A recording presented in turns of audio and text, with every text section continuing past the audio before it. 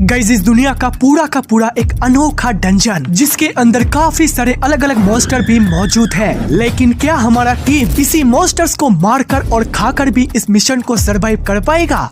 तो गाइस कहानी के शुरुआत में हम हमारे मेन कैरेक्टर डायोस को देखते हैं जो कि जमीन में लेटा हुआ था। लेकिन तभी वहाँ पे उसका ही एक पार्टनर आके उसको पूछती है, डायोस हम सब तो बाहर आ चुके हैं लेकिन फेलिन कहाँ पर है? तभी डायोस उस लड़की यानी कि मर्सेली को बोलता है डंजन का अंदर का वो ड्रैगन फेलिन को खा लिया है और हमें उसको अभी बचाने भी जाना है। असल में गाइस कुछ ही मिनटों पहले हमारा मेन कैरेक्टर के साथ ही साथ बाकी सभी मेंबर तो एक डंजन में था। डंजन का मतलब है कि एक अंधेरी गुफा और उसके अंदर इन लोगों के साथ एक रेड ड्रैगन का फाइट हो रहा था और जो फेलिन थी वो थी डायोस का छोटी बहन और अपना बड़ा भैया को बचाने के चक्कर में वो ड्रैगन का शिकार हो गई। फेलिन का जादुई ताकत से तीनों लोग तो बाहर आ गए लेकिन खुद फेलिन अंदर ही अटक गई। इसके बाद ही प्रेजेंट का टाइम पे डायोस सोचता है कि हम लोग 3 दिन से कुछ भी खाना नहीं खाए हैं और हमारे पास खाना खरीदने के लिए पैसे भी नहीं है, लेकिन हम लोग अगर हमारे तलवार और आर्मर्स को बेच देंगे फिर तो इससे पैसों के साथ ही साथ खाना का भी बंदोबस्त हो जाएगा। लेकिन डायोस थोड़ा सा और सोचने के बाद बोलता है, दोस्तों हमारे पास इतना कुछ करने का टाइम नहीं है क्योंकि गाइस हमारा फेलिन अभी भी जिंदा है और एक रेड ड्रैगन को खाना पचाने में 5 से 6 दिन का वक्त लगता है। इसीलिए हमें जितना तेजी से हो सके उस डंजन में वापस जाना है और उस ड्रैगन को मार के फेलिन को बचाना है। गाइस हमारा ग्रुप का तीसरा मेंबर का नाम है डैन, जिसको हम लोग डैन बोल के पुकारेंगे। ये छोटा सा लड़का ट्रैप ढूंढने में और ताले खोलने में तो माहिर है, इसीलिए आगे जाके डैन का ब्रेन पावर और मर्सेली का जादू हमारा काम आएगा। इसके बाद ही देखते देखते वो लोग तो उस डंजन के सामने आ जाते हैं। डायोस बोलता है कि हमें डंजन के अंदर जो भी खाना मिलेगा उसको खा के ही हमें दिन गुजारना पड़ेगा और वो खाना एक मॉन्स्टर भी हो सकता है। लेकिन ये बात सुन के मर्सेली बोलती है, नहीं मैं ये सब नहीं खा सकती हूँ, हमको पैसा चाहिए। तभी मर्सेली ये बात सोचती सोचती देखती है कि डायोस तो एक जिंदा मशरूम मॉन्स्टर को पकड़ लिया है और उसको लेकर डंजन के अंदर जाते अपने तलवार से एक और बिच्छू मॉन्स्टर को मार देता है। दोनों अलग अलग मॉन्स्टर खाने का इंतजाम तो हो गया लेकिन इसके बाद ही आता है इन सभी को पकाने का बारी। डायोस तो उस बिच्छू को थोड़ा सा पानी पे पका के खाने का कोशिश करता है लेकिन ये चीज इतना बकवास था कि डायोस तो उल्टी कर दिया। तभी कहाँ से एंट्री होता है हमारा सेंसी का, जो कि इस कहानी का एक नया कैरेक्टर है। सेंसी आके बताते हैं कि इस बिच्छू को ऐसे नहीं खाते हैं। फिर तो सेंसी पहले उस बिच्छू का दोनों हाथ काट देता है, फिर तो बीच में से काट के एक एक करके उसका पीस बना लेता है और इस मशरूम को भी काटने का एक सीक्रेट टेक्निक है। फिर तो सभी चीज बारीकी से काटने के बाद ही सेंसी तो अलग अलग चीज भी